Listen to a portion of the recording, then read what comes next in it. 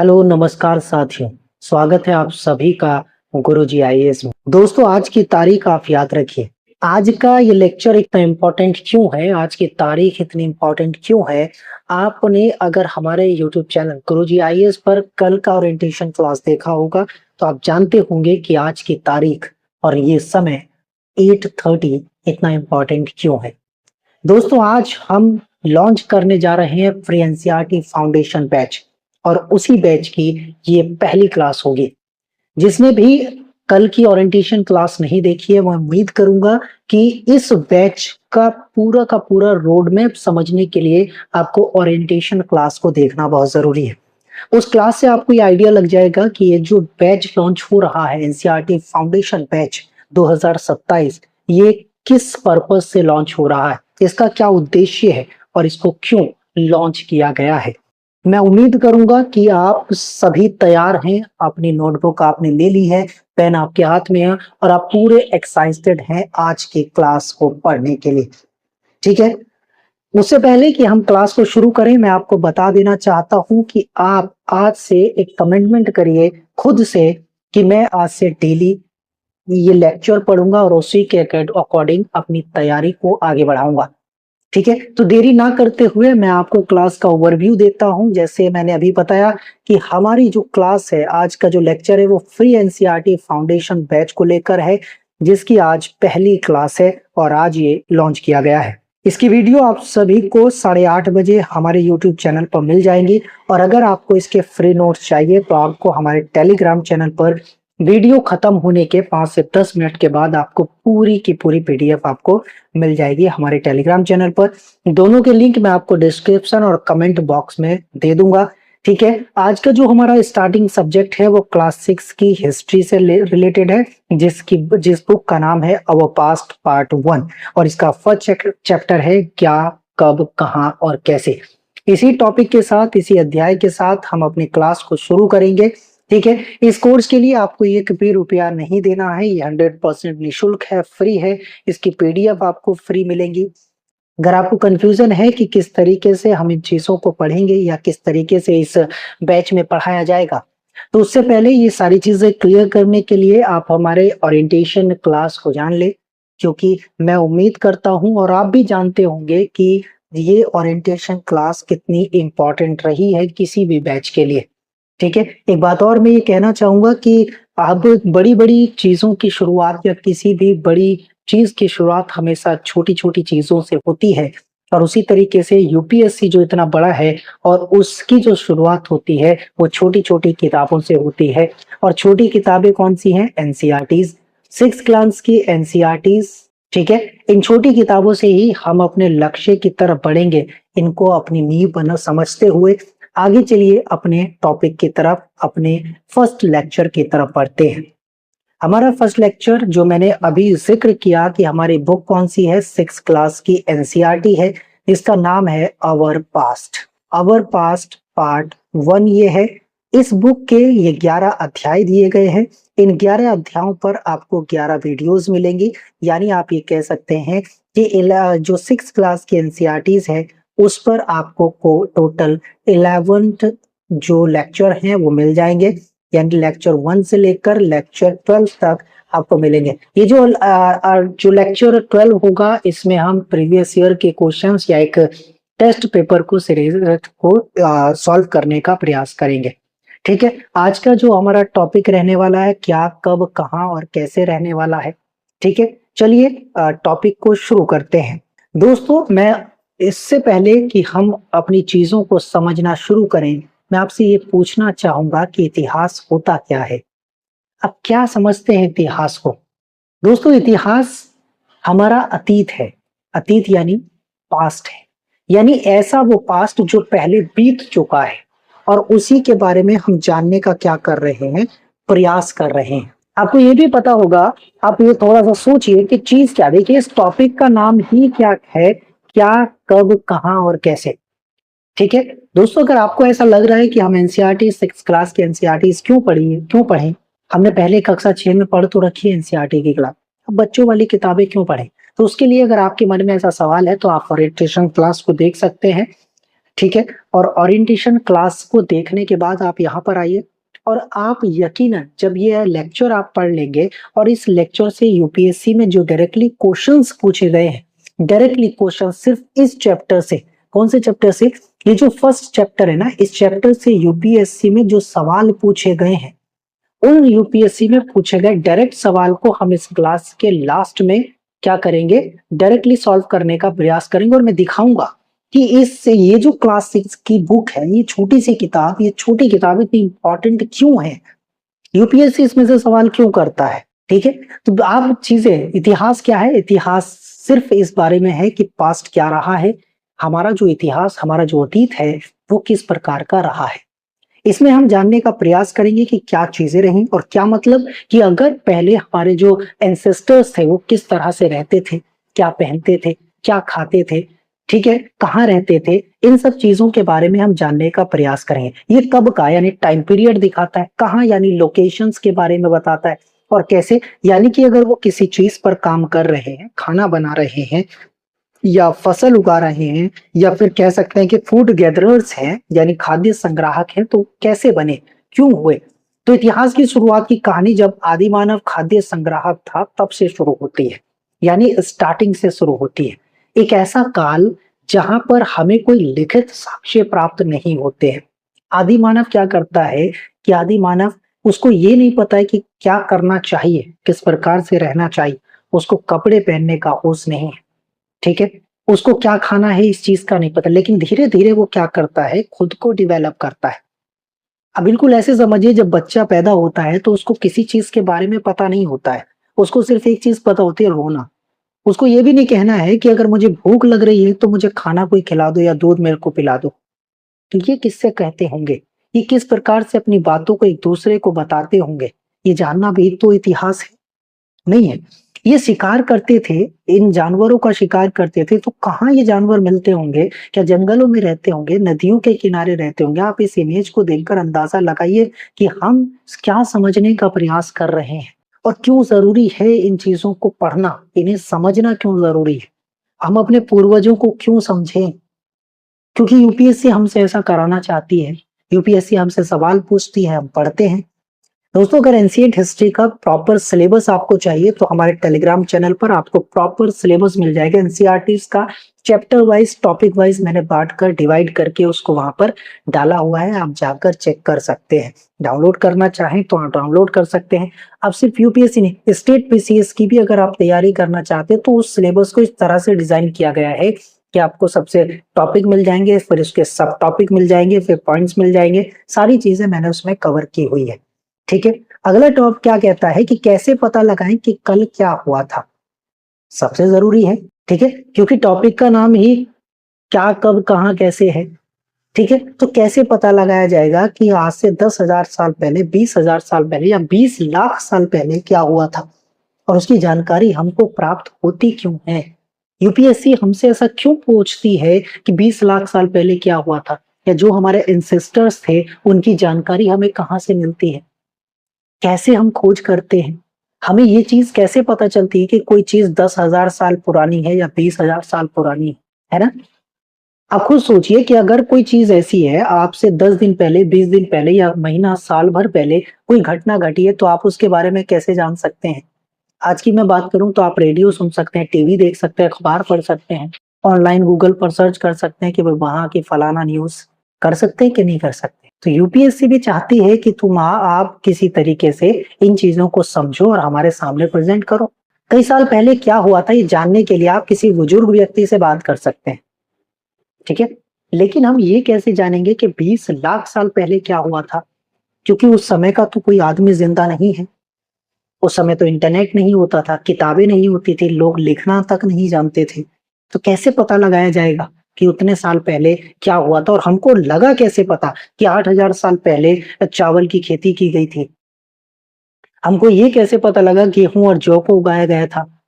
हमें इस तरीके की चीज़ें कैसे पता लगी? कैसे ये पता लगा कि आग की जो खोज हुई थी वो कब हुई थी? हमें कैसे पता लगा कि कुत्ता पाले जाने वाला पहला जानवर था?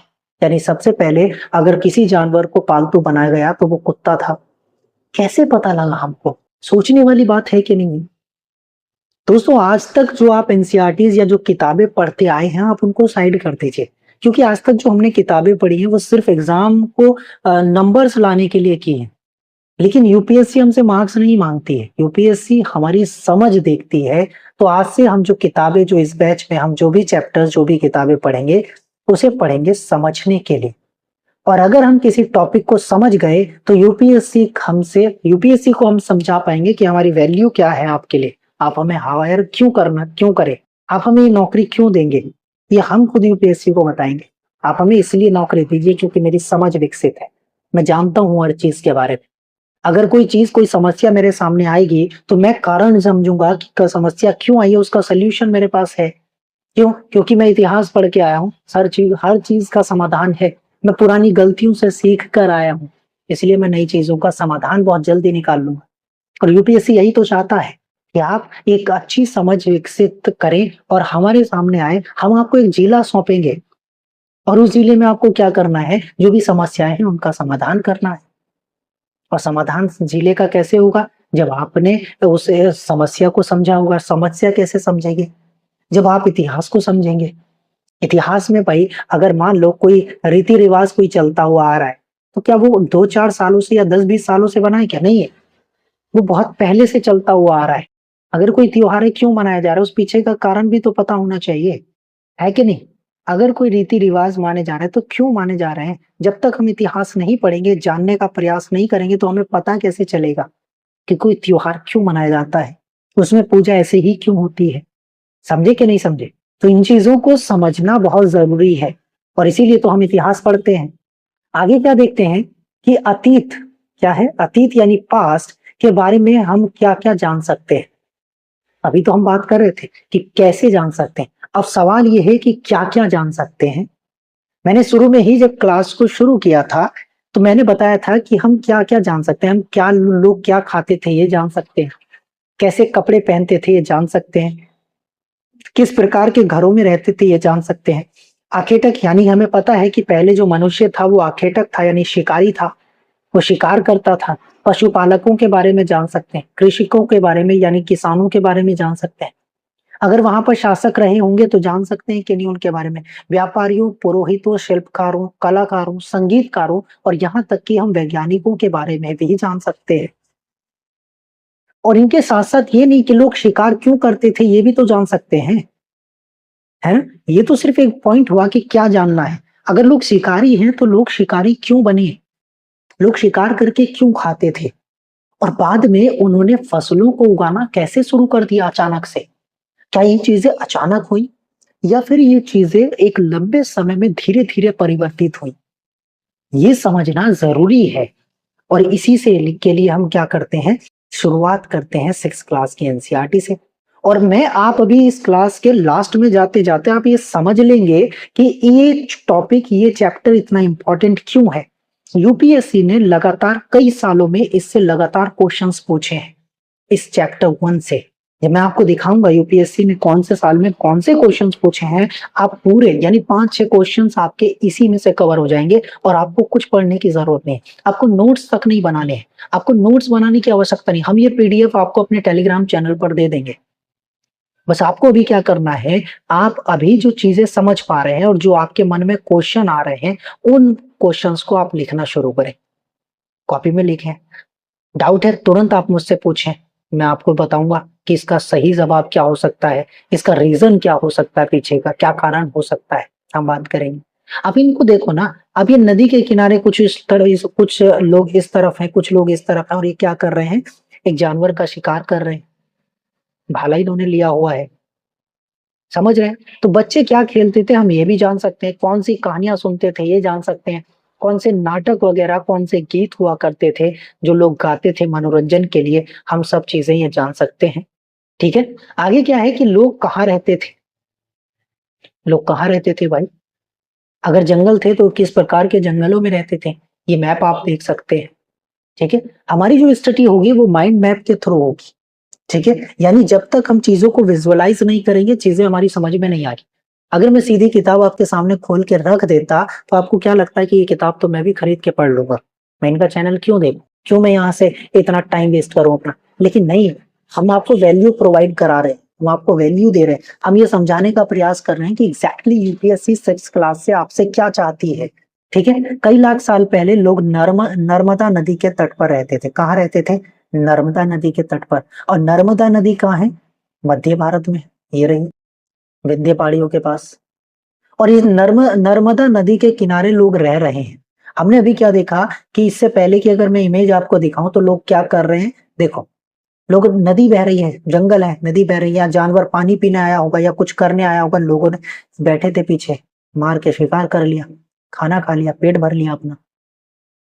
ये इनकी दिनचर्या हुआ करती थी। तो लोग कहाँ रहते थे? सवाल ये बनता है, देखिए इंपॉर्टेंट क्या है, नर्मदा नदी घाटी, नर्मदा। और ये मैप में कहाँ पर है? ये रही मध्य भारत में। अब लगातार अगर आपको मैं ये पढ़ा देता कि नर्मदा नदी आप पढ़ते, आपको मैप ना दिखाता, आप कभी भी भारत का मैप देखेंगे आपको नर्मदा नदी दिख जाएगी यहाँ पर कि ये रही नर्मदा, नर्मदा नदी, इसके ऊपर विंध्यांचल पर्वत है। अब ये आपको ये जो चीज है ये आपके दिमाग में फिट हो गई कि कहाँ, जब भी नर्मदा का नाम आएगा मेरा दिमाग कहाँ जाएगा? कि मध्य भारत में पहुंचेगा। ये समझना है हमको। ठीक है, आगे क्या क्या है, कहाँ रहते थे? हमने देखा नर्मदा नदी के किनारे। यहाँ रहने वाले आरंभिक लोगों में से कुछ कुशल संग्राहक थे। कुशल संग्राहक मतलब एक्सपर्ट थे किसमें? संग्रह करने में, यानी गैदरर्स में। ठीक है, जो आसपास के जंगल के विशाल संपदा से परिचित थे। यानी ये जो लोग यहाँ पर रहा करते थे, यानी जो आरंभिक लोग थे, वो किसी जंगल में रहते होंगे। और जंगल में कहा? नर्मदा नदी घाटी के तरफ। क्यों? क्योंकि वहां पर पानी भी मिल जाता होगा और उसके साथ साथ उन्हें पानी के साथ साथ जानवरों का शिकार करने को भी मिल जाता होगा। अब कुछ सोचिए कि लोग कैसी जगह पर रहना पसंद करेंगे। अगर मैं आपसे ये पूछूं कि आप इंडिया में कैसी जगह पर रहना पसंद करेंगे, तो आप क्या जगह चूज करेंगे? कैसी जगह चूज करेंगे? क्या मैं आपसे कहूं कि आप जंगलों में रह लो, बीच में जाके आपको कोई सपोर्ट नहीं मिलेगा, क्या आप रह लेंगे वहां पर? नहीं रह सकते। क्यों? क्योंकि इंसान कहीं भी ऐसी जगह पर रहना पसंद करेगा जहां पर उसकी जरूरतें पूरी होती रहे, जहां उसको जरूरत का पूरे सभी चीजें उसको मिलती रहे, पूरा सामान उनको मिलता रहे, खाने को चीजें मिलती रहे। जहां उसकी जो दैनिक जरूरतें हैं अगर वो पूरी होती रहे तो व्यक्ति वहीं पर रहना चाहेगा और आसानी से उपलब्ध हो जाए। अब ये नर्मदा नदी के घाटी के पास या नर्मदा नदी के किनारे क्यों रहते होंगे? क्योंकि इन्हें पानी की आवश्यकता हो सकती है, या ऐसा होता होगा कि इनको लगा होगा कि जो गर्मियों का मौसम है या कहीं भी किसी तरह से बीच जंगलों में जानवर तो मिलेंगे नहीं। जानवर कहाँ पे आएंगे? पानी पीने के लिए नदी के किनारे आएंगे। ये भी हो सकता है। दूसरा कारण ये भी हो सकता है कि इस समय सबसे जरूरी क्या था? सबसे जरूरी थे पत्थर, क्योंकि पत्थरों के औजार बना सकते थे, पत्थरों से ही ये शिकार करते थे। और पत्थर कहाँ मिलते हैं? नदी के किनारे मिलते हैं, नदियों में मिलते हैं। ये भी एक कारण रहा होगा जिस कारण से लोग नदियों के किनारे रहे होंगे या रहते होंगे। हमें ये अनुमान ही तो लगाना है, हमें यही तो समझ विकसित करनी है कि क्या क्या कारण हो सकते हैं। मान लो यूपीएससी ने पूछ लिया कि लोग जंगलों से निकलकर नदियों के किनारे क्यों रहना पसंद करते थे, तो आप क्या उत्तर देंगे? आप जब इन चीजों को समझते होंगे तभी तो उत्तर देंगे। आपसे ये नहीं पूछा गया क्यों रहते थे, आपसे पूछा गया क्यों रहते होंगे, या उन्होंने अपना विस्थापन जंगलों से नदियों की तरफ क्यों किया होगा। किया होगा। अपने विचार प्रस्तुत कीजिए। तो आपको अपने विचार देने हैं कि ऐसी ऐसी चीजें हो सकती हैं। पत्थर का युग था, स्टोन एज था, तो पत्थरों की ज्यादा जरूरत हुआ करती थी। और पत्थर कहाँ मिलते हैं? नदियों में बह बह के आ जाते हैं, पत्थर मिलते हैं। बीच जंगल में तो पत्थर नहीं मिलेंगे इतने। ठीक है, जानवर भी मिल जाएंगे। क्यों? क्योंकि वो पानी पीने आएंगे तो उनका शिकार हम कर लेंगे। समझते कि नहीं? अब क्या है कि जंगल से ही अपने भोजन के लिए वो क्या करते थे? जड़ फल और फलों आदि का क्या करते थे? संग्रह किया करते थे, यानी उनको क्या करते थे? गैदर करते थे। क्योंकि यहाँ पर मनुष्य क्या है? आदि मानव क्या है? फूड गैदरर्स है। ठीक है, वो क्या है? फूड गैदरर्स हैं। और वो क्या कर रहे हैं कि खाने का संग्रह कर रहे हैं। जानवरों का आखेट यानी शिकार भी ये लोग करते थे। समझ रहे? ठीक है, उत्तर पश्चिम की सुलेमान और किरथर पहाड़ियां, अगर आपको मैं बताऊं तो यूपीएससी ने 2020 में सुलेमान और किरथर पहाड़ी के ऊपर डायरेक्टली क्वेश्चन पूछा है, सीधे क्वेश्चन पूछा गया है। तो आप कैसे कह सकते हैं कि ये इंपॉर्टेंट नहीं है?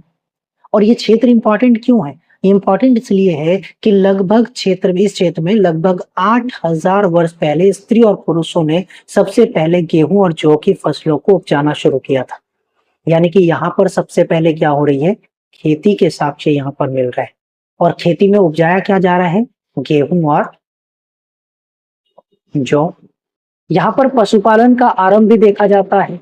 यहाँ से क्या देखा जाता है? पशुपालन का आरंभ यहाँ पर देखने को मिलता है। भेड़ लोग पाल रहे हैं, बकरी को पाला जा रहा है, बैल को पाला जा रहा है, ठीक है। यानी ऐसे पशुओं को पाला जा रहा है जो बहुत ज्यादा खतरनाक नहीं है और जिनसे क्या हो सकता है, जिनसे हमें जरूरत की चीजों को प्राप्त किया जा सकता है। अब भेड़, भेड़ के बालों से आप क्या बना सकते हैं? कपड़े बना, ऊन जैसी चीजों को बनाया जा सकता है, कपड़े जैसे आप बोल सकते हैं। बकरी, बकरी क्या कर सकती है? दूध दे सकती है। बैल क्या करते हैं? खेती में उपयोग किए जा सकते हैं, ठीक है। इनका उपयोग कहाँ हो सकता है? खेती में हो सकता है। और ये लोग गांव में भी रहते थे। अब पहले क्या है कि गांव में क्यों रहते होंगे? अब सबसे पहले तो ये देखिए मैप में कि किरथर पहाड़ियां क्या है। किरथर पहाड़ियां इस इलाके में पाई जाती हैं। ये दो पहाड़ियां हैं, सुलेमान और किरथर, जो वर्तमान पाकिस्तान यानी पश्चिमी पाकिस्तान के क्षेत्र जो बलूचिस्तान का इलाका है उसमें ये सुलेमान और किरथर पहाड़ियां हैं, ठीक है। आप मैप पे भी देख सकते हैं ये जो इलाका है बलूचिस्तान का उसमें सुलेमान और किरथन पहाड़ियां हैं। और यहां से यूपीएससी ने 2020 में सीधा एक सवाल पूछा है, इंपॉर्टेंट है, ठीक है। अब आप ये सोचिए कि लोग यहाँ पर खेती करना शुरू कर रहे हैं। यानी अभी तक क्या थे, आपने पहली स्लाइड तक देखा कि लोग क्या है? खाद्य संग्राहक है। क्या है? खाद्य संग्राहक। और खाद्य संग्राहक का मतलब होता है कि ऐसा कोई व्यक्ति जो खाद्य यानी लोग जानवरों का शिकार करता है, जंगल से जड़, फूल, कंद मूल लेकर आता है, फल लेकर आता है और उनका संग्रह करता है, उनको भोजन के रूप में ग्रहण करता है। लेकिन यहाँ पर धीरे धीरे क्या हो रहा है, तितर पहाड़ियों पर क्या हो रहा है कि लोग इनसे ज्यादा आगे निकल चुके हैं। लोग अपना विकास कर चुके हैं। लोगों ने क्या विकास किया? उन्होंने खेती करना सीख लिया। और खेती करना कैसे सीखा होगा? सबसे बड़ा सवाल तो यही आता है कि एक जगह के लोग अपना खाद्य यानी शिकार करके अपना जीवन यापन कर रहे हैं और दूसरी तरफ लोगों ने खेती करना भी सीख लिया। कैसे सीखा होगा भाई खेती करना? सवाल तो उत्पन्न होता है कि नहीं होता दिमाग में, है ना। अब उसके आगे खेती अगर करना सीख लिया तो गेहूं उगाया होगा इन्होंने। और इनको कैसे पता लगा होगा कि कौन सा मौसम उत्तम है इस तरह की फसल को उगाने के लिए, गेहूं को उगाने के लिए, जौ को उगाने के लिए? इसके कई सारे कारण हमारे सामने आ सकते हैं। कई सारी चीजें हमारे सम्मुख आ सकती है। कई सारी चीजें तो ये हो सकती है, यानी एक कारण तो ये भी हो सकता है कि लोग एक जगह से दूसरी जगह पर जब जाते होंगे, ठीक है, यानी ट्रैवल करते होंगे, यात्रा करते होंगे, तो उन्हें क्या चीजें मिल जाती होंगी? हो सकता है उन्हें प्राकृतिक रूप से इस तरह के पौधे उगे हुए मिल गए हों और उन्होंने वहां रहकर देखा हो कि ये जो पौधे हैं ये इस मौसम में उगते हों। यानी ये चीजें 1-2 दिन या 4-5 दिन की बात नहीं है। इस एक प्रक्रिया को समझने में इनको महीनों लगे होंगे। यानी इन्होंने मौसम को समझा होगा। मौसम को समझने के बाद इन्होंने खेती करना यानी बीज लगाना सीखा होगा। और इन्होंने ये भी समझा होगा कि कितने समय में कोई फसल कंप्लीट हो जाती है, पककर काटने लायक हो जाती है। और उसके लिए इन्होंने खेती करने के लिए इन्हें जमीन भी चाहिए होगी। और अगर इनको जमीन चाहिए होगी तो जमीन पर तो पेड़ पौधे हैं, जमीन पर तो जुताई है ही नहीं। तो क्या इन्होंने उस जमीन को साफ किया होगा? जमीन को साफ करने के बाद इसमें कहीं कहीं पर बीज लगाए होंगे, तभी जाकर तो खेती की होगी। अब सीधे पहाड़ों पर तो ये खेती बीज गिरा नहीं देंगे, उग नहीं जाएंगे। अगर मान लो कहीं पर जंगल है तो इस जंगल को काटा भी गया होगा, हो सकता है। अगर काटा गया होगा तो हो सकता है कि इन्होंने उस जगह को साफ करके, उसकी जुताई करके, खोद कर किसी ना किसी तरह बीज उगाया होगा। और उसके बाद जब कोई व्यक्ति इतनी मेहनत करेगा तो क्या वो उस जगह को छोड़कर चला जाएगा क्या? अगर आप कहीं पर घर बना दें और घर बनाने के बाद या आप कहीं पर जमीन ले लें और जमीन के बाद आप खेती करना शुरू कर दें, तो क्या कुछ समय के बाद उस जमीन को छोड़कर आप चले जाएंगे क्या? आपको रहना पड़ेगा, आपको उसकी देखभाल करनी पड़ेगी। और अगर उसको देखभाल आपको करनी पड़ेगी तो वहां पर आपको एक निवास स्थान भी तो बनाना पड़ेगा। तो क्या मैं ये कह सकता हूँ कि खेती की शुरुआत से यहाँ पर स्थायी निवास की व्यवस्था शुरू होने लगी होगी? स्थायी निवास शुरू होने लगा होगा। क्योंकि अभी तक क्या थी, अगर खेती नहीं थी तो लोग क्या करते थे, पशुपालन नहीं था, लोग रहे, अगर यहाँ के जानवर में उन्होंने मारकर खा लिए, कंप्लीट कर दिया, कंदमूल फल यहाँ के खत्म कर दिए, तो दूसरी जगह पर प्रस्थान कर गए। लेकिन अगर लोगों ने खेती करना शुरू कर दिया, मान लो आज उन्होंने अपनी फसल उगाई, लगा दी फसल, तो उन्हें जब तक वो पककर तैयार नहीं होगी तब तक एक ही जगह पर रहना पड़ेगा। और एक ही जगह पर रहना पड़ेगा तो वहां पर उन्हें रहने के लिए मौसम के अनुकूल उन्होंने घर बनाने शुरू किए होंगे। ठीक है, अब ऐसा तो नहीं कि एक ही लोग घर बनाएंगे। भाई लोग यहाँ पर क्या कहा जा रहा है, ये लोग गांव में रहते थे, इसका मतलब है कि बहुत सारे लोग एक साथ रहते होंगे। समझ रहे हैं? अब क्या है कि उत्तर पूर्व में गारो तथा मध्य भारत में विंध्य पहाड़ियों के का जिक्र किया गया है। गारो पहाड़ियों का जिक्र किया गया है और उसके साथ साथ मध्य भारत में विंध्य पहाड़ियां, जिसका जिक्र हमने अभी किया था, नर्मदा घटिका नदी के पास जिक्र किया था। तो यहाँ पर भी कृषि का विकास हुआ है। आपसे सवाल इस तरह पूछा जा सकता है कि निम्न में से चावल के साक्ष्य कहाँ से प्राप्त हुए? ठीक है, यानी प्राचीनतम चावल के साक्ष्य कहाँ से प्राप्त हुए? आपको ऑप्शन ऑप्शन में दे देगा, खिरथर पहाड़ी दे देगा, ठीक है, सुलेमान पहाड़ी दे देगा, गारो पहाड़ी या मध्य भारत में की विंध्य पहाड़ियां आपको ऑप्शन में दे देगा। हमने दो पहाड़ियों का जिक्र अभी किया, किरथर और सुलेमान, वहां पर हमें चावल के ऊपर साक्ष्य नहीं मिले, वहां से चावल की खेती का कोई प्रमाण नहीं मिला, वहां से जौ और गेहूं के प्रमाण मिले हैं। लेकिन ये जो इलाका है गारो उत्तर पूर्व में और जो ये मध्य पहाड़ियां हैं, यहाँ से क्या मिले हैं? चावल के साक्ष्य प्राप्त हुए, यानी यहाँ पर सबसे पहले चावल को उपजाया गया था। ठीक है, एक ही एक जगह पर आपको क्या उगा रहे हैं? गेहूं को उगाया जा रहा है और दूसरी तरफ आप चावल को उगा रहे हैं। अलग अलग रास्ते हैं, दो अलग अलग जगह पूरी, यानी मैं ये मान के चल दूं, मैं क्या, कोई भी ये मानेगा कि यहाँ पर इनका एक दूसरे से कोई संबंध होगा ही नहीं, कभी मिले भी नहीं होंगे एक दूसरे से, लेकिन अलग अलग जगह पर अलग अलग चीजों की खेती हो रही है, अलग अलग तरह से लोग क्या कर रहे हैं, अपना जीवन यापन कर रहे हैं। यही तो हमें समझना है। हमें गारो पहाड़ी को याद रखना है, हमें विंध्य पहाड़ियों को याद रखना है, हमें सुलेमान को याद रखना है, हमें किरथर को याद रखना है। गारो और विंध्य की बात हो तो क्या, चावल आप ध्यान रखिएगा। ठीक है, और अगर आपको सुलेमान यानी जो बलूचिस्तान पाकिस्तान का इलाका है, अगर यहाँ पर किरथर और सुलेमान पहाड़ियों का जिक्र हो तो आप गेहूं को ध्यान रखिएगा। ठीक है, और गेहूं के साथ क्या याद रखेंगे आप? जौ को याद रखेंगे। ये चीजें आपको समझ, ये सीधे सवाल है। अभी अब जब टॉपिक हमारा आगे बढ़ेगा, एंड में हम जब पहुंचेंगे, आपको खुद अंदाजा लगेगा कि मैं क्या कह रहा था। ठीक है, अब आगे कहते हैं सिंधु और गंगा नदी और उसकी सहायक नदियों का जिक्र किया गया है।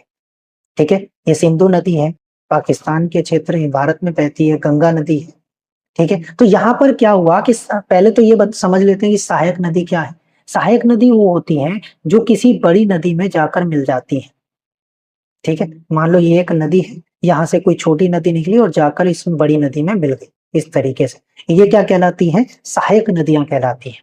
जैसे झेलम, चिनाब, ये सब नदी हैं, ये सब क्या है? सहायक नदियां हैं। ठीक है, अब सिंधु नदी के किनारे क्या हुआ? सिंधु की सहायक नदियों के किनारे लगभग 4700 साल पहले कुछ आरंभिक नगरों का विकास हुआ। ठीक है, ये जो आप देख रहे हैं, ये नगरों का विकास हो रहा है। और नगरों का विकास कहाँ हो रहा है? नदियों के किनारे। अभी हमने जिक्र किया था कि लोग नदियों के किनारे क्यों रहते होंगे। हो सकता है इन्होंने बाद में जब खेती उगाई होगी तो इनके सरप्लस, इनकी खेती जो अनाज है वो सरप्लस हो गया होगा, यानी ज्यादा हो गया होगा। तो हो सकता है कि किसी ने इनसे ले लिया हो कि आप मुझसे ये चीज ले लो और आप क्या करो, मुझे अनाज दे दो थोड़ा सा, क्योंकि हमारा अनाज हुआ नहीं। तो लोगों के मन में व्यापार करने की भी प्रवृत्ति उत्पन्न हुई होगी। अभी हम सारी चीजें, एक व्यक्ति यानी मैं हूं, मैं अपनी यूज की, अपने दैनिक जरूरतों की सारी चीजों का उत्पादन नहीं कर सकता, सारी चीजों की मैं खुद पूर्ति नहीं कर सकता। तो मुझे क्या होता है कि मुझे एक विनिमय प्रणाली को अपनाना होता है। मैं किसी को पैसे दूंगा और मैं उससे क्या ले लूंगा? कोई चीज ले लूंगा खाने के लिए, जिस भी चीज की मुझे जरूरत होगी। और नदियों के किनारे हो सकता है ये माल की आवाजाही एक स्थान से दूसरे स्थान तक पहुंचाते हो तो आसान हो जाता हो। पानी के थ्रू सामान पहुंचाना, या दूसरे राज्य के थ्रू, या कह सकते हैं कि दूसरी जगह पर पहुंचाना हो माल, यानी व्यापार करना। ठीक है। गंगा नदी के किनारे क्या हुआ, 2500 वर्ष पूर्व गंगा व इसकी सहायक नदियों के किनारे तथा समुद्र तटवर्ती इलाकों में नगरों का विकास हुआ। यहाँ पर भी नगरों का विकास हो रहा है। अब देखिए यहाँ पर मगध साम्राज्य का, अगर आप थोड़ा सा आगे बढ़ेंगे, जब हम एनसीईआरटी की आगे अगले वाली चैप्टर्स में जाएंगे, अगले कक्षा में जाएंगे, तो आप साम्राज्यों को पढ़ेंगे। ठीक है। गंगा के दक्षिण के नदियों के आसपास का क्षेत्र प्राचीन काल में मगध, यानी जो आज वर्तमान बिहार में है, नाम से जाना जाता था। यानी गंगा के जो दक्षिणी नदी है उसके आसपास का जो क्षेत्र है, गंगा नदी के आसपास का जो क्षेत्र है, वो मगध बिहार या मगध साम्राज्य के रूप में जाना जाता है। ठीक है। आजकल कहाँ है ये, बिहार में है। मगध के शासक के अलावा और भी कई साम्राज्यों का विकास किया गया, स्थापना की गई, राज्यों की स्थापना की गई मगध के अलावा भी। क्यों हो रहा है, क्योंकि हो सकता है कि लोग शक्ति का प्रदर्शन कर रहे हैं, अपनी ताकत का प्रदर्शन कर रहे हैं। ठीक है। लोग अपने साम्राज्य का विस्तार करना चाहते हैं। बहुत सारी चीजें हो सकती हैं जो आने वाली क्लासेस में हम पढ़ेंगे, हम समझने का प्रयास करेंगे। ठीक है। अब होता है, लोगों ने उप महाद्वीप के अलग अलग हिस्सों में यात्राएं क्यों की होंगी। हम यात्राएं क्यों करते हैं, हम घूमने के लिए कर जाते हैं, है ना। हम नई नई जगह को देखना पसंद करते हैं। कई बार तो ऐसा होता है कि हम रोजगार की तलाश में हम जाते हैं, हमने नौकरी कहीं ज्वाइन किया तो हमने घर छोड़कर हमें जाना पड़ेगा। ठीक है। कहीं पर या आपदा आ गई, या फिर कह सकते हैं कि बाढ़ आ गया या सूखा पड़ गया, तो वहां पे उसके कारण हम विस्थापन कर सकते। जैसे अभी असम में बाढ़ आई थी, लोग कितने लोग विस्थापित हो गए। ठीक है। काम की तलाश में लोग विस्थापित होते हैं, विस्थापित यानी यात्रा करते हैं, एक जगह से दूसरी जगह जाते हैं। और उस समय ये भी देखिए, जो यात्रा करने लायक है वहां पर सड़कें नहीं है, सड़कें नहीं है वहां पर अच्छी खासी सड़कें, क्या लोग पहाड़ों से होते हुए जा रहे हैं। ठीक है। अब जो लोग जंगलों से होकर जाते थे, रेगिस्तान से होकर जाते थे, तो इस कारण भी ये यात्राएं जोखिम भरी हो जाती थी। आजकल क्या है कि आजकल तो सड़कें हैं, सीधी सड़कें, हम क्या करेंगे, हम अपनी सड़कों से चले जाएंगे अगर हमें कहीं पर जाना हो तो। लेकिन पहले तो नहीं थी, लेकिन फिर भी लोग यात्रा करते थे, जोखिम भरी यात्राएं होती थी, लेकिन फिर भी यात्राएं की जाती थी। राजाओं और सेनाओं के द्वारा साम्राज्य विस्तार के लिए विजय क्षेत्र के लिए, यानी क्षेत्र को विजित करने के लिए भी लोग यात्राएं करते होंगे। एक दूसरे साम्राज्य पर हमला करना है तो वहां पर उसको जाना पड़ेगा। ठीक है। उससे क्या होता था, साम्राज्य विस्तार किया जाता था। व्यापारियों द्वारा व्यापार करने के लिए सामान और कीमती वस्तुओं की आवाजाही के लिए भी यात्राएं की जाती होंगी। एक जगह से दूसरे जगह पर सामान ले जाने के लिए, लाने के लिए ये यात्राएं की जाती होंगी। ठीक है। और उस समय ये भी ध्यान रखना है कि कोई गाड़ियां नहीं थी, लोग या तो अपनी पीठ पर या जानवरों की पीठ पर सामान लाद कर एक जगह से दूसरी जगह पर जाते थे। ठीक है। धार्मिक गुरु भी आगे यात्राएं करते थे, वो अपने ज्ञान को बांटते हुए, लोगों को शिक्षा देते हुए एक जगह से दूसरी जगह पर जाया करते थे। कुछ लोगों में नई नई जगह को खोज करने की लालसा होती थी, तो वो नई नई जगह को ढूंढने के लिए, उनकी खोज करने के लिए अलग अलग स्थान पर जाया करते थे। ठीक है। नए नए रास्तों की खोज में जाया करते। कोलंबस आप जानते होंगे। ठीक है। वास्को डी गामा आप जानते होंगे। ठीक है। आगे क्या कहा गया है इसी बुक में, अगला है देश के नामों पर चर्चा की गई है। देश का नाम यानी जो हमारा भारत है, हमारा जो प्यारा भारत है, उस प्यारे भारत के दो नाम है, एक तो भारत है और दूसरा क्या है, इंडिया है। क्या है, इंडिया है। मैं आपको ये बता देता हूँ और आप भी जानते होंगे, अगर यूपीएससी की आप तैयारी कर रहे हैं, जो न्यू स्टूडेंट है हो सकता है उनको ना बताया गया हो, तो ये जो भारत है और इंडिया है, ये एक दूसरे का हिंदी और इंग्लिश ट्रांसलेशन नहीं है। हमारे इंडिया के, भारत के दो ही नाम है, एक इंडिया और एक भारत। इस पर भी सवाल पूछा गया है, अभी जिक्र करेंगे हम सवालों का भी। ठीक है। अब क्या सवाल हो सकता है, क्या इस बारे में इसका क्या मानना है। देश के लिए इंडिया तथा भारत दोनों नाम का प्रयोग किया जाता है। सबसे पहले इंडिया की बात करूं तो इंडिया नाम जो भारत को मिला है वो कहां से मिला है, ये शब्द इंडस से निकला है। और इंडस का जो संस्कृत शब्द होता है, संस्कृत अर्थ होता है, उसे कहते हैं सिंधु। यानी एक शब्द है इंडस, लैटिन शब्द है जिससे इंडिया बना है, और इंडस का संस्कृत में अर्थ है सिंधु। ठीक है। लगभग 2500 वर्ष पूर्व, कितने वर्ष पूर्व, ये वर्ष याद रखना, मैं अभी आपसे सवाल करूंगा जो यूपीएससी ने पूछा था।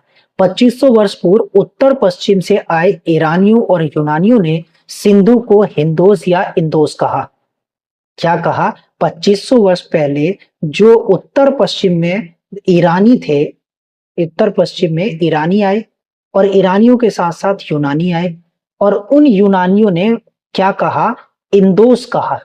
ठीक है, यानी लगभग 2500 वर्ष पूर्व उत्तर पश्चिम से आए ईरानियों और यूनानियों ने सिंधु नदी को, किसको, सिंधु नदी को इंदोस या फिर हिंदोस कहा। समझ गए? और यहीं से निकला है, और इसी यानी इसी पूर्व में स्थित भूमि प्रदेश को क्या कहा गया, इंडिया कहा गया। ये जो सिंधु नदी है, यानी सिंधु नदी जो है, इस पूरे इस हिस्से को, यानी नदी के पूर्वी हिस्से को स्थित जो भूमि प्रदेश थे उसको क्या कहा गया, हमारा प्यारा इंडिया कहा गया। पहले पाकिस्तान जैसा कुछ था ही नहीं, आप जानते होंगे, तो इसे क्या कहा गया, इंडिया कहा गया। अब भारत क्यों कहा गया है, क्योंकि भारत क्यों नाम है, अब भारत इसलिए है कि लगभग 3500 वर्ष पुरानी जो आरंभिक कृति ऋग्वेद है, अगर आप जिक्र करें, आप वेदों जब आने वाली क्लासों में हम पढ़ेंगे तो हम ऋग्वेद का भी जिक्र करेंगे, वेदों का भी जिक्र करेंगे। तो क्या है, एक ऋग्वेद है। ठीक है, ये कब लिखा गया है, यानी ये कब की कृति है, लगभग 3500 वर्ष पहले की कृति है। और इस कृति में क्या कहा गया है कि एक उत्तर पश्चिम में एक समूह रहा करता था लोगों का। ठीक है, यानी कहां पर रहता था, उत्तर पश्चिम में रहता था, जिसे भरत कहा जाता था। यानी एक समूह था, लोगों का एक ग्रुप था, जिसे क्या कहा जाता था, भरत कहा जाता था। और बाद में इसी शब्द का प्रयोग देश के लिए होने लगा। यानी ये जो समूह उत्तर पश्चिम में रहने वाला समूह है, इसका जिक्र किस में है, ऋग्वेद में है। और ऋग्वेद कब बना है, 3500 वर्ष पहले।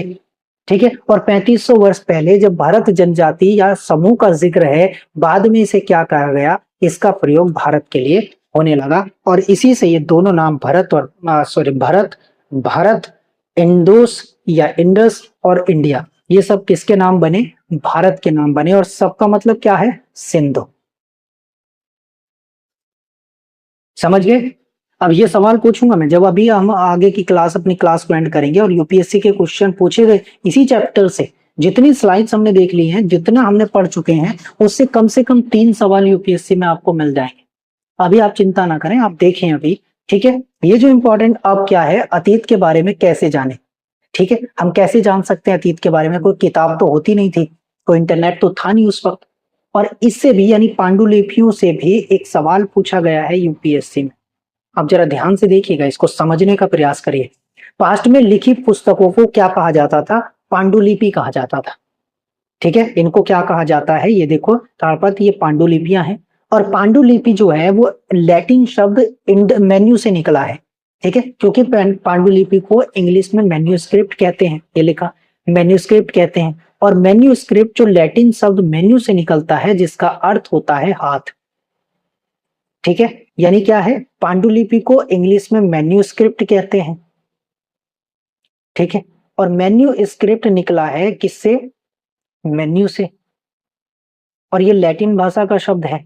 और मेन्यू का अर्थ होता है हाथ। आप ये देखिए, हाथ से लिखी जाने वाली जो पुस्तक है उसे क्या कहा गया है, पांडुलिपि कहा गया है। पांडुलिपियां बेसिकली ताड़पत्रों अथवा हिमालय में उगने वाले भोज नामक पेड़, कौन सा पेड़, भोज नामक पेड़ की छाल से विशेष तरीके से तैयार भोजपत्र पर लिखे हुए मिलते हैं।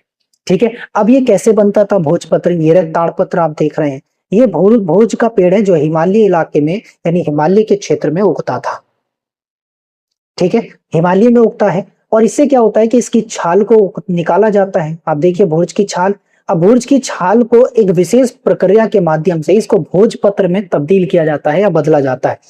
और इसी भोजपत्र में इंक के माध्यम से, पेन के माध्यम से, हाथों से भोजपत्र पर लिखा जाता है। और ये लिखा हुआ भोजपत्र ही क्या बन जाता है, पांडुलिपि बन जाता है। क्या बन जाता है, पांडुलिपि बन जाता है। और इसी को पांडुलिपि कहा जाता है। और ये चीजें जो हमें आगे चलकर लिखी हुई मिलती है, इन्हीं से हम उस समय की चीजों के बारे में जानते हैं कि उस समय के लोग क्या खाते थे, कैसे रहते थे, व्यापार किस तरह से करते होंगे, इन चीजों के बारे में हम जानते हैं। ये अगर आप एनसीईआरटी 6 क्लास की बुक को देखें तो ये जो आप चित्र देख रहे हैं, ये एक पांडुलिपि मैन्यूस्क्रिप्ट का चित्र है, जो आपको उसकी किताब में आपको मिल जाएगा एनसीईआरटी 6 क्लास में। ठीक है, अतीत के बारे में हम कैसे जाने, ये हमने जिक्र किया। तो इनमें से जो पांडुलिपियां हैं, यानी जो किताबें हैं, जो उस समय की किताबें जिन्हें आज हम पांडुलिपियां कहते हैं, ये बहुत सी पांडुलिपियां आज नष्ट हो गई हैं। ठीक है, आप देखिए इनकी कोई केयर नहीं करता होगा उस समय। ठीक है, अभी तो हमें खुदाई के दौरान ये चीजें मिली हैं, तभी तो हम उस समय के बारे में जान पाए हैं। लेकिन आज भी कुछ एक पांडुलिपियां हैं जो मंदिरों और बिहारों में सुरक्षित रखी गई हैं, जिनको अगर देखना चाहें तो हमें परमिशन के माध्यम से वो चीजें देखने को मिल सकती हैं, जिससे हम अभी दोबारा अगर कोई अध्ययन करना चाहें तो कर सकते हैं। ठीक है, समझ गए? अब सवाल ये उठता है कि इन पांडुलिपियों में क्या-क्या जानकारियां थी? हमें क्या-क्या जानकारियां मिली हैं उन पांडुलिपियों से? ठीक है, यानी जो उस समय की मैन्युस्क्रिप्ट्स हुआ करती थी, उनसे किस प्रकार की जानकारी प्राप्त होती थी? आप इमेज में देख सकते हैं कि वो एक साहित्य के रूप में चीजें होती थी। चिकित्सा, संस्कृति, इतिहास, पुरातत्व और विज्ञान के बारे में हम जान सकते हैं। धार्मिक मान्यताओं को जान सकते हैं कि उस समय के लोग किस प्रकार के धर्म को मानते थे या नहीं मानते थे, किस प्रकार से रहा करते थे। अगर पूजा या अनुष्ठान किए जाते थे तो किस आधार पर किए जाते थे, किस प्रकार से किए जाते होंगे, कौन करता होगा, ठीक है? लोगों का व्यवहार किस प्रकार का था, धार्मिक व्यवहार था, कट्टरपंथी लोग थे या नहीं थे, किस प्रकार की उनकी व्यवस्थाएं थी, जान सकते हैं।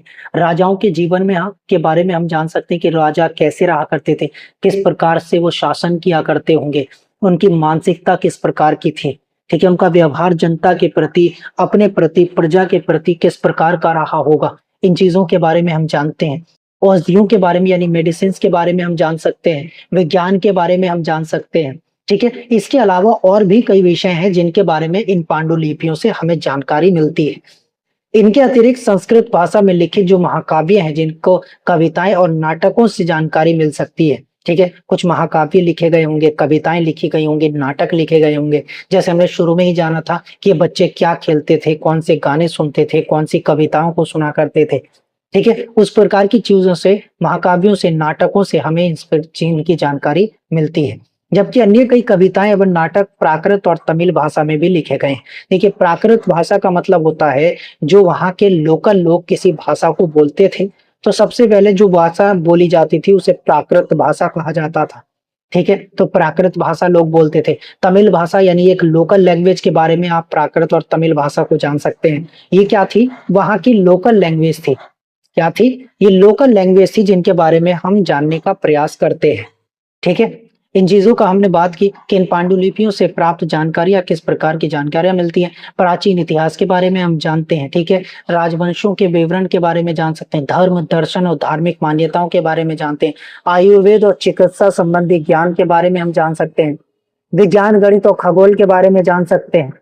ठीक है, विज्ञान, गणित और खगोल के बारे में ज्ञान प्राप्त कर सकते हैं, कृषि के बारे में जान सकते हैं, पर्यावरण के बारे में जान सकते हैं, उनकी जीवन यापन की विधियों के बारे में जान सकते हैं, कला, साहित्य और सांस्कृतिक परंपराओं के बारे में हमें सारी जानकारी इन पांडुलिपियों से मिलती है। ठीक है, अभिलेखों का अध्ययन कैसे किया जाता है? ठीक है, अब सवाल ये आता है कि भाई अभिलेख होते क्या हैं, इनके बारे में हम जान कैसे सकते हैं? अभिलेखों से सवाल पूछा गया है, यूपीएससी सवाल पूछ चुकी है पांडुलिपि और अभिलेख से। इसका जिक्र हम अभी लास्ट में करेंगे। ऐसे लेख पत्थर, धातु और जैसे अपेक्षाकृत कठोर तत्वों पर उत्कीर्ण किए जाते थे। यानी ये जो अभिलेख हैं, यानी कोई जो हमें चीजें मिली हैं, अभिलेख मिले हैं, वो किस पर, यानी पत्थर या कठोर चीजों पर उल्लेख या उनका उल्लेख या उन्हें उत्कीर्ण किया जाता था। क्यों किया जाता होगा? हो सकता है कि हल्की चीजों पर हम इनको छपवा दें, तो हो सकता है कि वो कुछ समय के बाद नष्ट हो जाएं, खत्म हो जाएं। तो लोग क्या करते, कठोर चीजों को ढूंढते थे, कठोर तत्व ढूंढते थे और उन पर क्या करते थे, अपनी किसी भी जो अभिलेख होता है, कोई भी आदेश होता है, उसको क्या करवाते थे, उत्कीर्ण करवाते थे। तो क्या कहा जाता है कि कभी-कभी शासन अथवा अन्य लोग अपने आदेशों, किसको आदेश यानी ऑर्डर्स को इस तरह उत्कीर्ण करवाते थे ताकि लोग उन्हें देख सकें, पढ़ सकें और उनका पालन कर सकें। आप इमेज में देख पा रहे होंगे कि ये जो राजा है, ये कुछ बोल रहा है, अपना आदेश इस व्यक्ति को सुना रहा है और ये व्यक्ति क्या कर रहा है, किसी चीज पर उसके आदेश को उत्कीर्ण कर रहा है और बाद में ये क्या किया जाएगा, इससे द्वारा उत्कीर्ण यानी इसके द्वारा जो बनाई गई पांडुलिपि अभिलेख होगा, ये किसके पास पहुंचेगा, जनता के पास पहुंचेगा, प्रजा के पास पहुंचेगा। प्रजा के बीच में साम्राज्य में लगा दिया जाएगा, लोग उसको पढ़ेंगे और उनके अगर कोई आदेश होगा तो उसका पालन करेंगे। जैसे देखो, जैसे ये पत्थरों पर उत्कीर्ण करा रहा है, यानी आजकल सड़कों के किनारे जो पत्थर के इतना किलोमीटर, ये कौन सी सड़क है, ये कितने किलोमीटर आगे क्या है, ये सारे पत्थर लगे होते हैं। उसी प्रकार से आप इसको समझ सकते हैं। ठीक है, तो प्राय शासक लड़ाइयों में अर्जित विषयों का लेखा जोखा इसी प्रकार के पत्थरों पर उत्कीर्ण करवाते थे। यानी अगर राजा किसी साम्राज्य पर जीत कर आया है और वहां पर जो उसने चीजों को जीता है, अपनी जो अर्जित की है लड़ाइयों में जो चीजें हैं, उनका लेखा जोखा भी तो रखते होंगे, और उन लेखा जोखे के लिए भी इन्हीं चीजों का इस्तेमाल किया जाता था। ठीक है, पुरातत्व यानी आर्कियोलॉजी की बात करते हैं। आर्कियोलॉजी क्या होती है? ये एक ऐसा पुरातत्व विभाग होता है, एक विभाग होता है, एक डिपार्टमेंट होता है जो क्या करता है, इन पर खोज करता है, खोजबीन करता है और हमारे सामने ये चीजें पहुंचाता है कि कोई चीज अगर प्राप्त हुई है तो कहाँ से हुई है, कितने साल पहले कोई सभ्यता रहती थी या नहीं थी, कोई साम्राज्य था या नहीं था। ठीक है, अगर इनको खुदाई के दौरान किसी साम्राज्य के साक्ष्य यानी एविडेंस मिलते हैं तो ये अंदाजा लगा लेते हैं कि इतने समय पहले कोई साम्राज्य यहाँ पर रहा होगा।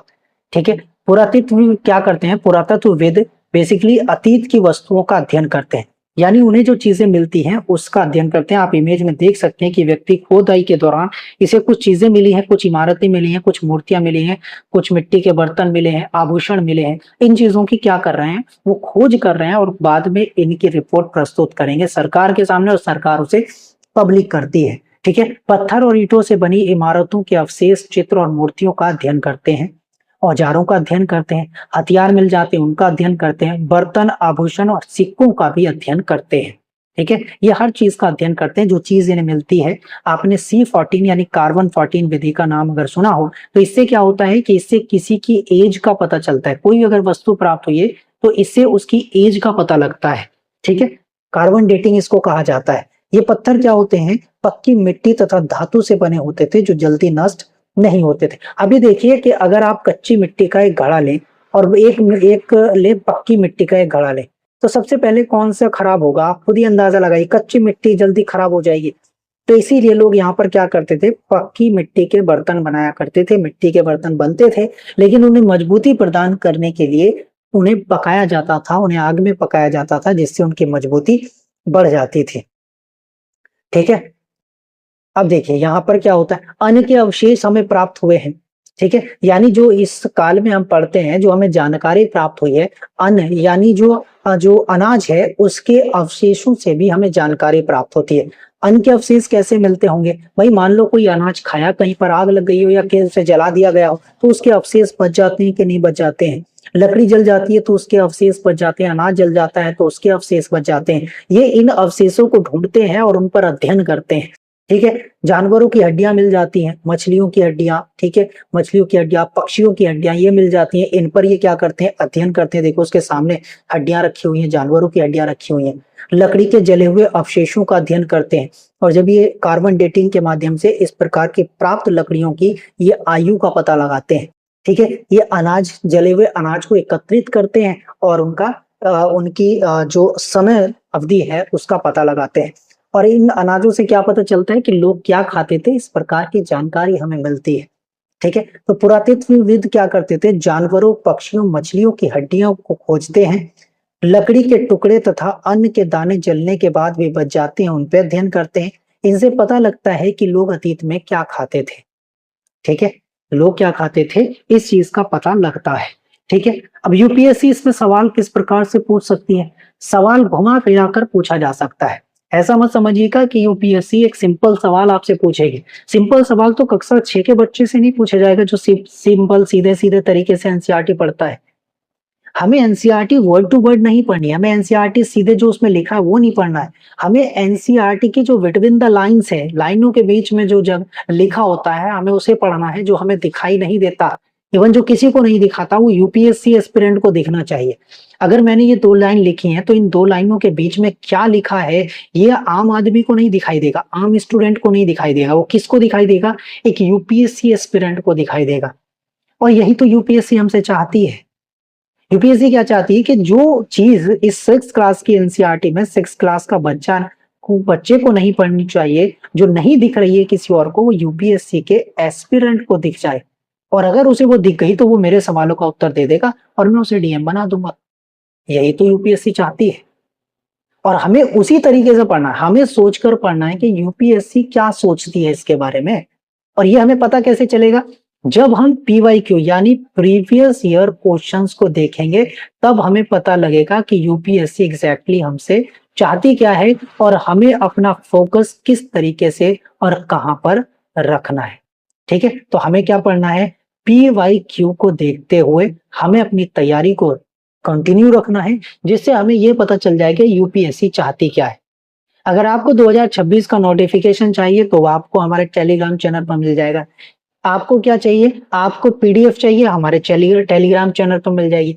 कल की ओरिएंटेशन क्लास की पीडीएफ टेलीग्राम चैनल पर पड़ी हुई है, आप जाकर देख सकते हैं।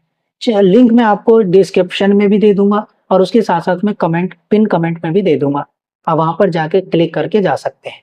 अब मैं आपसे बात करता हूं कि यूपीएससी ने ये जो चैप्टर हमारा अब खत्म हो गया, यानी 6 क्लास का चैप्टर यूपीएससी के पॉइंट ऑफ व्यू से इतना ही था।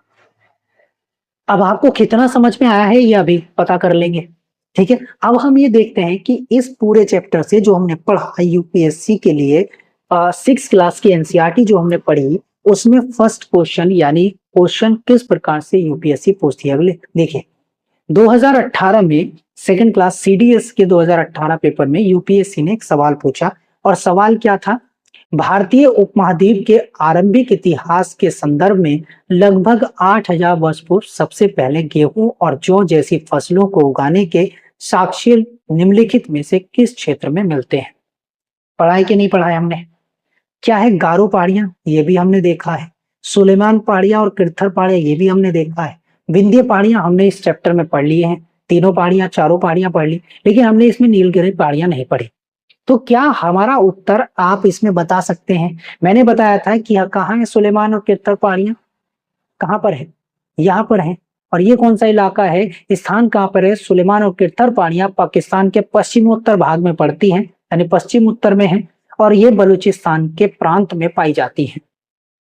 अगर आपने हमारी इमेज को देखा होगा, अगर आप इस इमेज को ठीक से पढ़ पाए होंगे तो आप ये अंदाजा लगाए होंगे कि ये पहाड़ियां पश्चिम में जो पहाड़ियां हैं, देखिए कितने साल पहले, इस उत्तर का आपको यहीं पे मिल जाएगा, ठीक है। अगर मैं इसको थोड़ा सा साफ करूं, ठीक है, तो आप देखिए,